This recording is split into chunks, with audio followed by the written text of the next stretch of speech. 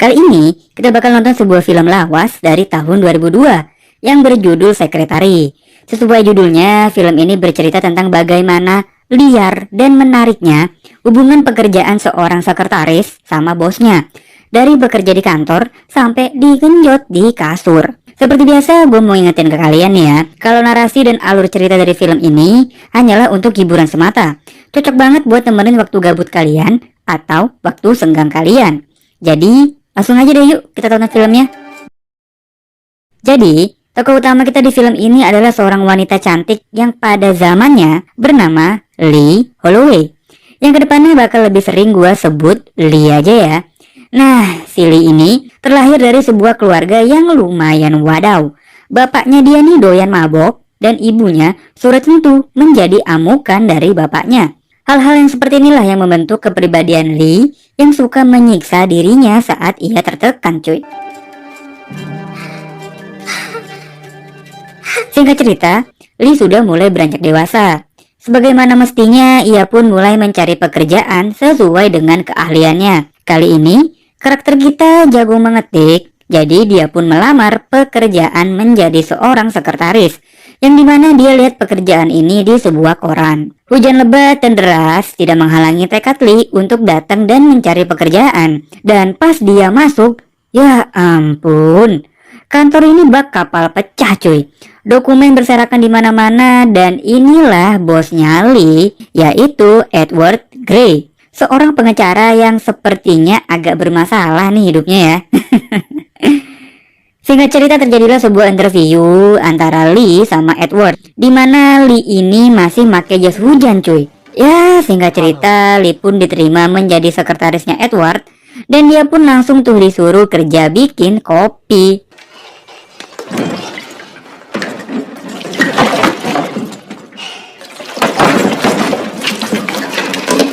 Kayaknya udah cukup lah ya menjelaskan betapa bobrok dan porak-porandanya kantor si Edward ini.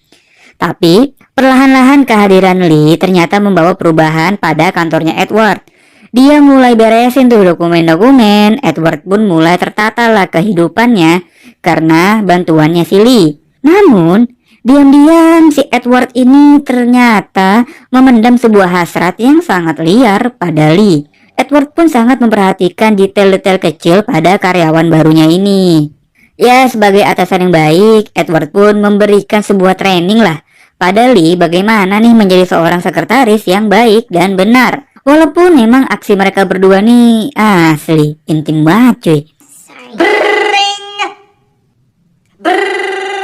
Singkat cerita, Lee ini sering banget melakukan kesalahan dalam mengetik.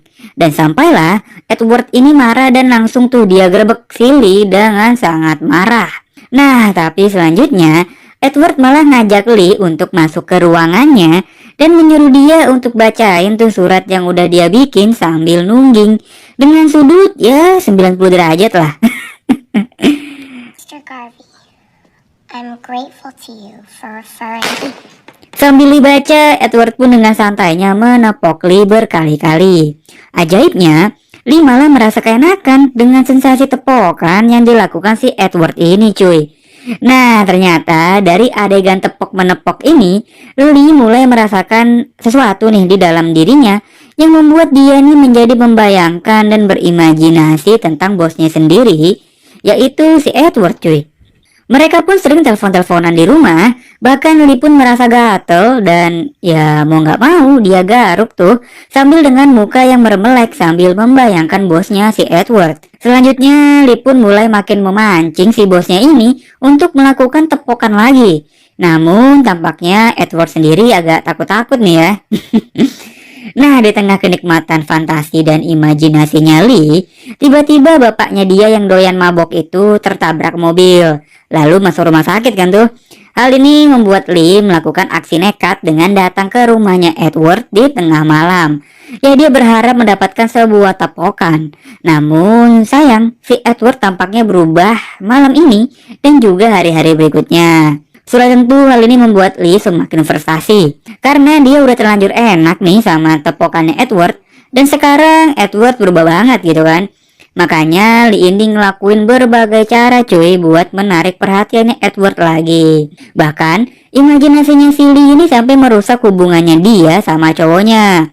Iya cuy, jadi si Lee ini tuh udah punya cowok sebenarnya namanya Peter. Namun ya gitu, dia pengennya tuh si Edward, bukan cowoknya. Kacau juga ya. Miss Holloway.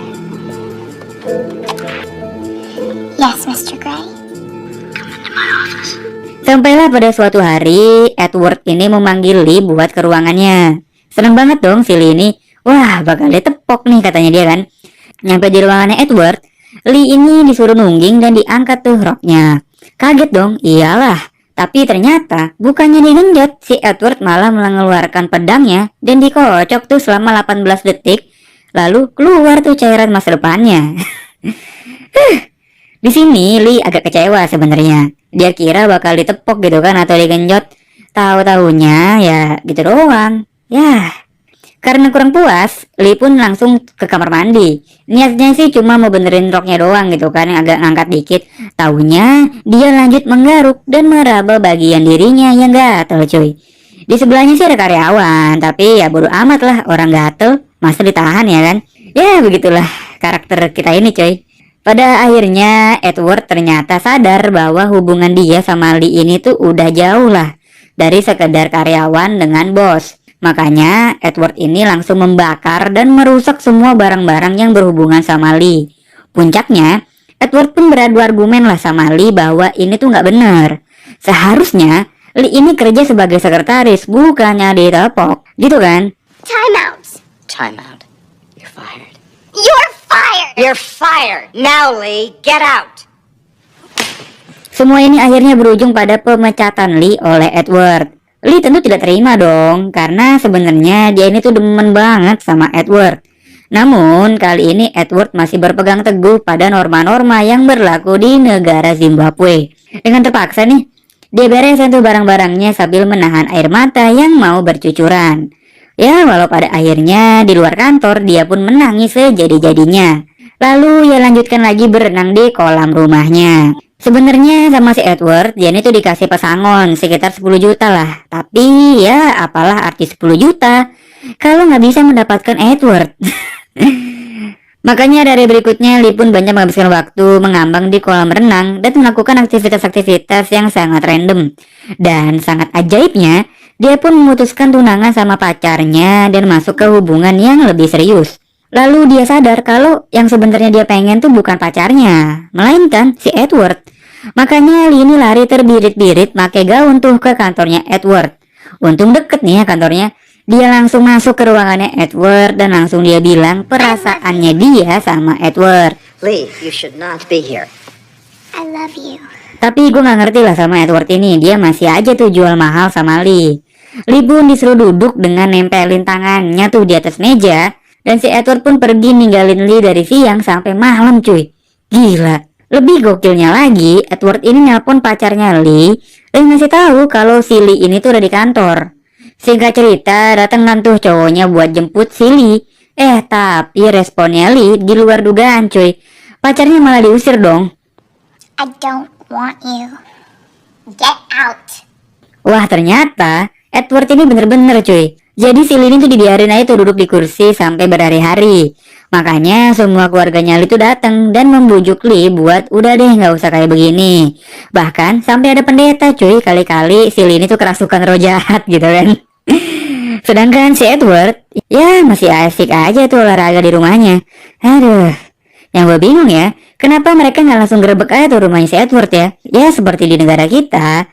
Hal-hal yang begini tentu sangat menarik lah buat media dan TV-TV di sana. Nah, giliran udah begini nih, baru deh si Edward itu datang dengan segelas kopi susu di tangannya.